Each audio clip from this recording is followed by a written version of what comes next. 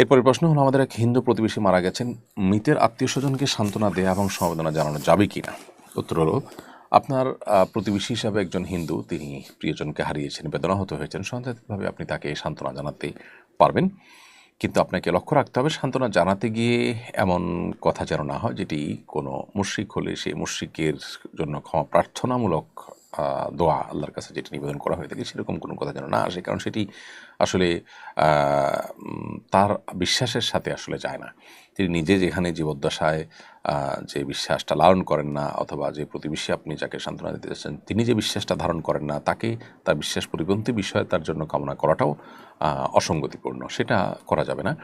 তবে এমনিতেই তারা যেন এই বিপদে ধৈর্য ধারণ করে, তারা যেন ভালো থাকতে পারে, তাদের জন্য কষ্ট না হয়, সেই কামনা করা, এবং তাদের কষ্ট লাঘবের জন্য প্রয়োজনে তাদের খাবার আহার পাঠায় দেওয়া, তাদের বাসা বাড়িতে ইত্যাদি, এই কাজগুলো করা যেতে পারে।